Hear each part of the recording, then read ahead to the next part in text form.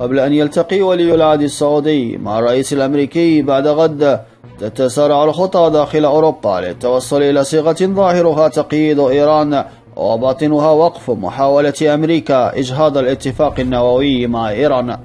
وصول الأمير محمد بن سلمان إلى واشنطن، وسبقه بأسبوع خروج ريكس تيلرسون من وزارة الخارجية الأمريكية، يعزز مخاوف الأوروبيين من عزم واشنطن على فرض عقوبات على إيران قد تؤدي في الأخير إلى أن يسقط الاتفاق. يضيف عبد الرحمن الراشد الإعلامي والمثقف السعودي ورئيس التحرير السابق لصحيفة الشرق الأوسط: واتفاق الذي يعرف بمجموعة 5+1 الذي وقع عام 2015 بين الدول الدائمة العضوية في مجلس الأمن إضافة إلى ألمانيا مع نظام إيران هو السبب في الفوضى التي نراها اليوم. إيران مقابل تجميد نسبة من التخصيب النووي حصلت على رفع العقوبات عنها، ونتيجة لذلك زادت نشاطاتها العسكرية في المنطقة، واستفادت أيضا بالعمل على تطوير منظومة صواريخها الباليستية المؤهلة لحمل وإطلاق سلاح نووي. ومنذ ذلك اليوم والجميع يشهد أن الاتفاق تسبب في المزيد من الفوضى والحروب، وزاد من جرأة النظام وتسلطه داخل إيران وخارجها، بخلاف تصور الغرب الذي قال إن طهران ستتخلى عن سياستها العدوانية وستتحول نحو التنمية والسلام. بوصول دونالد ترامب إلى البيت الأبيض وبروز الأمير محمد بن سلمان وإعلان الاثنين أنهما سيقفان ضد إيران إقليميا، لم يعد للاتفاق تلك القدسية. بإمكان كل أوروبا أن تنحني للمرشد الأعلى في طهران وتكمل العمل معه، لكن واشنطن هي صاحبة القول الفيصل. المشكلة ليست في الاتفاق بل في النظام الإيراني، يضيف الكاتب، وهذه هي الولايات المتحدة تصارع في العراق وسوريا بسبب التوغل الإيراني، والسعودية تحارب في اليمن دفاعا عن نفسها وإنقاذا لليمن من الانقلاب المدعوم إيرانيا، وأوروبا التي لا تريد المواجهات مهما كانت المخاطر. أخيرا اكتشفت أن ترامب وحلفائه في المنطقة عازمون على ضرب الاتفاق، لذلك تحاول إرضاء الطرفين بتقديم مشروع جديد يقيد تطوير إيران لصواريخها الباليستية من جهة، ويضع حدا لنشاطاتها في العراق وسوريا واليمن.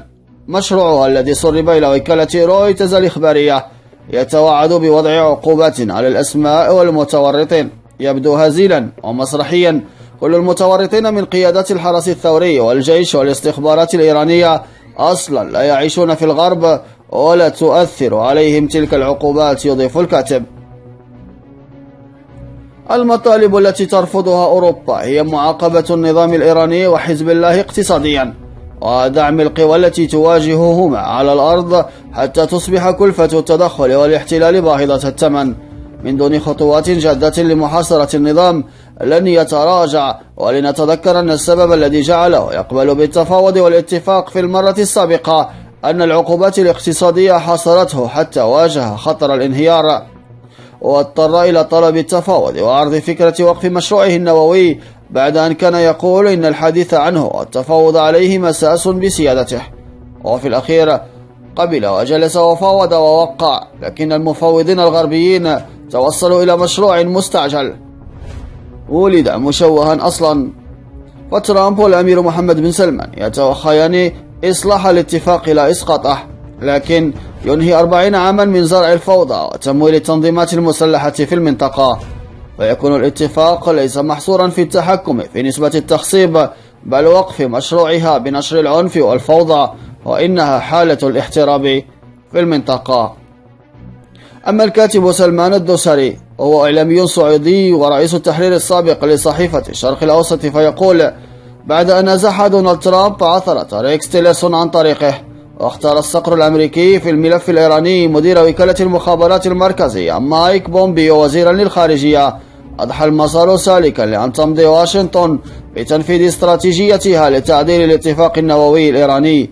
المعادلة واضحة، يضيف الكاتب: إما اتفاق تكميلي من الموقعين الأوروبيين يشمل برنامج الصواريخ الباليستية الإيرانية وأنشطة طهران الإقليمية وانتهاء صلاحية بعض بنود الاتفاق النووي في منتصف سنوات 2020 وتفتيش أكثر صرامة من الأمم المتحدة، أو تمزيق الاتفاق كما وعد ترامب.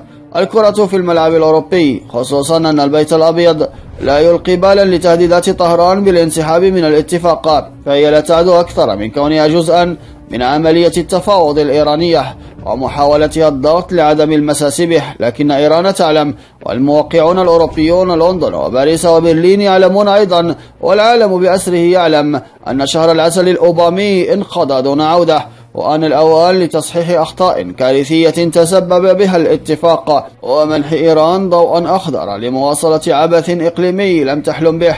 أخيرا دقت الساعة لرفع الإشارة الحمراء فعلا لا قولا ضد الخطر الإيراني.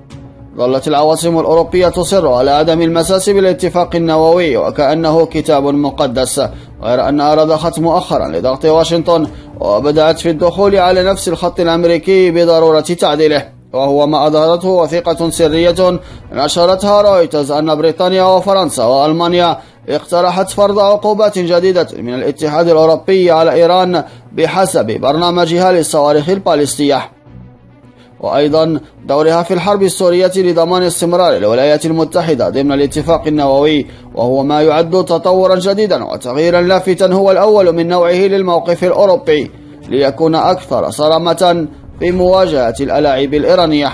وفي الوقت نفسه لإقناع ترامب بعدم تنفيذ تهديده بالانسحاب من الاتفاق الموقع بين إيران والدول الست الكبرى الذي فرض قيودا على البرنامج النووي الإيراني مقابل رفع عقوبات ما لم يتم تحسينه، حيث يطالب الرئيس الأمريكي بإزالة ما يعتبره ثغرات في اتفاق عام 2015 قبل 12 مايو أيار المقبل.